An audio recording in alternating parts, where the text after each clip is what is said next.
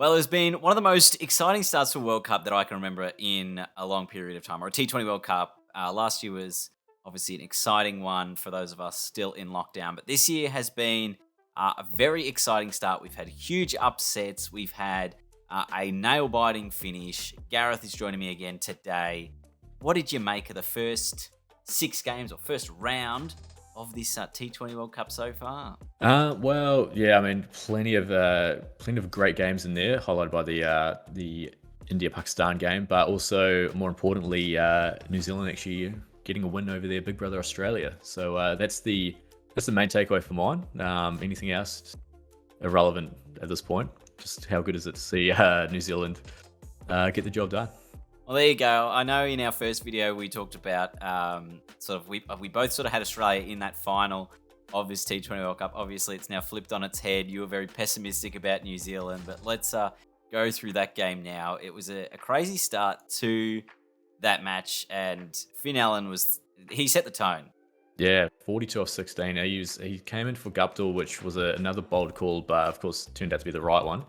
So it's good to see New Zealand taking a risk there, not going for maybe the safe option and trying to go with a more explosive Finn Allen. And yeah, it definitely showed there. Kind of looked like Australia. I mean, hadn't really played him before, so sort of the unexpected factor there, where they didn't really know where to bowl to him, and he sort of took advantage of that. So that was amazing to see, and got us off to a cracking start as well. Off to an absolute flyer. Even the bowlers doing a fantastic job. Rolling Australia for 111. Tim Southee 3 for 6 from just 2.1 overs. That is some incredible figures that he had there. And then following that game, we actually went over towards, I think it was Perth, where Perth, yeah. Afghanistan took on England in a game that was quite an interesting little result there after what we saw between New Zealand and Australia. Yeah, when I saw, like, I didn't really get to watch a whole lot of it. I saw the highlights. One thing that stood out to me was the fielding of England. They were outstanding. I think they took like 5 sensational grabs. So, but it was surprising that they only got it done with just 2 overs to go. Like, they were 112, not a massive score, but they just sort of never really got going. And it wasn't until Livingston started hitting them a bit, and they got home fairly comfortably in the end there. But you saw the spinners. You got Nabi 1 for 16, Rashid Khan 1 for 17, Majid 1 for 22. They held them down pretty well. But yeah, 112 is never going to be enough against the star-studded England batting lineup. Yeah, it was an interesting one from, I guess, an England point of view, seeing how Australia just got destroyed. And you'd think net run rate's going to play a factor here through this World Cup for whether you're qualifying either first, second, or possibly missing in third. So it was a bit strange to see England sort of go in almost cruise control for that innings against Afghanistan. And watching it, they weren't necessarily attacking, or they couldn't seem to get the game on their terms. But it was obviously just not a big enough score for them to lose that game. No, you're right. Yeah, if maybe Afghanistan got another extra 30, 40 runs in, it could have been a whole different story. But yeah, they got the job done, albeit with not the best net run rate, but they've won the game. So yeah, it's at this stage potentially England, New Zealand are looking likely, but yeah, we've only just started the Super 12s really, so it's still a lot of cricket to play. Moving on now to Ireland and Sri Lanka. They played off in Hobart in what was a pretty reasonable win there for the Sri Lankan side, getting it just 1 down. Ireland just not managing to get enough on the board. Do we give Sri Lanka any chance to make it through, or is this just the case of they've done exactly what they've needed to do in this game? Yeah, I think you're right. I think it's more of a case of they've done what they needed to do. I mean, they've still got New Zealand, England, and Australia, so still 3 tough opponents coming up. But yeah, they got the job done. They did it quite convincingly as well, which they needed to do for the net run rate. So that certainly doesn't stop that. I mean, especially if it comes down to net run rate, potentially a chance there. So yeah, Sri Lanka did what they could, and they did it well. Let's move on to the next game of the night, which was Pakistan and India. We have a whole other video about this as well. So if you wanted to see all of our reactions, and if you head over to Gareth's channel as well, you can see his vlog from the night, all of the footage from the stands. is absolutely popping off on YouTube. So make sure you get onto that one while it is going. So we won't go over this game too much because obviously we've already talked about it for so long. Kohli just dominant for India in that chase in what was just a very eventful finish to a game. Yeah, Kohli's back, and what a time to get back into form, really. So, yeah, India have started hot. Pakistan pretty stiff. I mean, they've played good cricket all up until those probably like final 10 overs, I think, is where it fell apart. So, yeah, I mean, you can't fold India there at the end. They were sensational. Kohli was just unbelievable. But yeah, Pakistan still don't mind Pakistan, even though they lost a close one. They still looked pretty decent. But yeah, it'd be interesting to see how they go against the other top couple teams. Yeah, I think they're still probably in a good position here, especially with South Africa playing a rained out game for Group B. So they're not the end of the world for them, and obviously losing off the last ball by a run doesn't hurt their net run rate at all. So they're still in a pretty good spot. Would have loved to get the win, but we give them every chance to get through to the next stage as well. Yeah, for sure. We'll just go quickly over that rain-affected game, which happened last night as well. That was Zimbabwe and South Africa. Got rained. It was rain on and off throughout the night. Zimbabwe, off their 9 overs, managed to get to 79 for 5. They were 4 down for not a lot at one point in that innings and managed to put on enough of a score to save themselves when the rain came later on. Quinton de Kock did his best to dominate there, 47 from 18, but he couldn't get the score. I think 64 was what they required off 7 overs when it got reduced again. But unfortunately, South Africa just going to have to split the points with Zimbabwe there. Do you think this is going to derail them at all through this World Cup?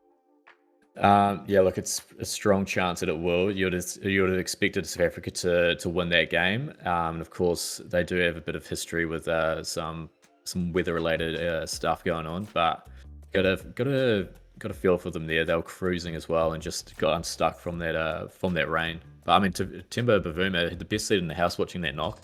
It would have been a great little seat there. Yeah, just sit at the non-striker's end and hit boundary after boundary after boundary. Like, I wonder if this is a game that will give South Africa more incentive. Not that they really need more incentive, but they're going to obviously come up against Pakistan and India as the two other teams looking to really qualify from this group and really give them that edge of, hey, we needed to win this game. We were good enough, but we couldn't get it done because of the weather. So now it's like extra motivation to win those games, and if that will help them at all. Yeah, I agree. Yeah, there should be a lot of motivation there, especially considering they should have won that. They are one of the dark horses as well, so they are definitely capable of causing. I don't know if it would be a real upset over Pakistan or India. If they played as well as they could do, then it's certainly every sort of results possible there. Last game we saw as well was Bangladesh and the Netherlands. This was a fairly close result in the end. Bangladesh putting on 144, which ended up being enough to get them over the line by just the 9 runs against the Netherlands. I sort of caught bits and pieces of this game, and it just seemed like the Netherlands could never really get a partnership going in their innings while they were chasing. Yeah, didn't they start 2 for none? I think Tuscan Ahmed actually had them 2 for none, 2 wickets off the first 2 balls, and then they lost all sort of momentum going forward there. It didn't help that I think there was a couple barbecues there in the runouts. Yeah, there was 2 Tom run-outs Cooper, back to back. Yeah, Tom Cooper got a diamond duck, I believe, so that doesn't help. But Ackerman batted pretty well at the end there. They got close, but yeah, the start pretty much cooked them, I think.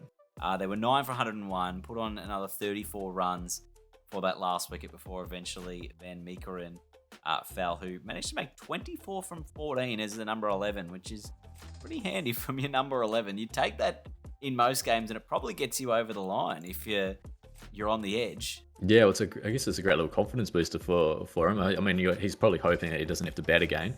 Yeah, but it's good to know they've got the firepower down there if required, which they might need in the next potentially next couple of games. But Bangladesh finally getting a win in a World Cup.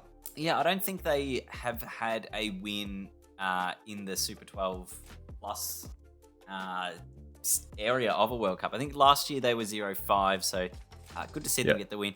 And now if we take a look at the standings, it actually puts them on top of Group B. So they would just be thinking, if every other game could be rained out for the remainder of this World Cup, they will be playing in the semi-finals. Is there anything that surprises you about these standings? Yeah, well, New Zealand being on top is probably probably the main one there. I was expecting Australia to win, of course, but yeah, Sri Lanka as well. They got a decent run rate there. I mean, time will tell if they stay up there. I'm expecting England to definitely be there towards the end. It's just for that final spot. I mean, you'd assume potentially New Zealand there, but there's the rain. The rain's I reckon, going to play a huge part, especially in Melbourne for the next week. It's supposed to be pretty poor weather, and with a couple games on tomorrow and on Friday. I don't know, get your wins in now while you can, while the weather's fine, and you might see yourself in the semi.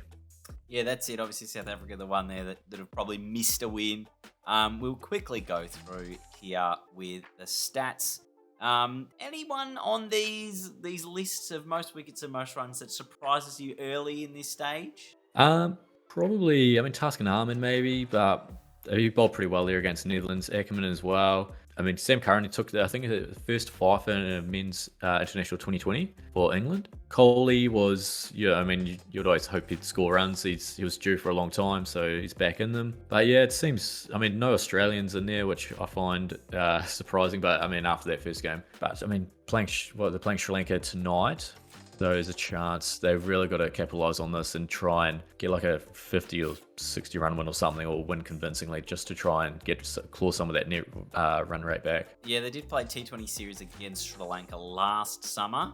I think they won. It's either a 3-game or a 5-game series, and they won most of the games except for the last one. So they'll have a bit of confidence knowing that they can beat them in those T20 games at home, and fingers crossed from my Australian bias point of view that they can get over the line. Is there a game in this next little period of games that you're looking forward to? Well, for me, like, so I'm going to a couple games. I'm going to the ones tomorrow, the England-Ireland one, so they should be quite good. But my only time to see New Zealand, unless it's a final potentially, they're playing Afghanistan tomorrow night. I'm very keen to see New Zealand in action there, especially seeing them play Afghanistan, seeing Rashid Khan bowl as well. Haven't seen him bowl live, so it's another game that I'm keen on. And then probably the other one's probably England Australia on Friday. That's going to shape up to be. It could almost be like a sort of knockout game. Like whoever goes through might actually make the semi. So that game could have huge ramifications on the makeup of this World Cup. Well, that is it. It is going to be an exciting couple of games coming up. It's already been a great start to this World Cup. Mitch Marsh even reckons we've peaked so far with India and Pakistan. I know you said the same thing in our other video. So we're hoping we get another couple of nail-biting games. But I guess time will tell. Yeah, fingers crossed. And also hoping the weather stays dry. All right, everyone. We will come back to you with more World Cup coverage as it continues to unfold. Thank you so much for watching, Gareth. Thank you for joining me again. We will see you all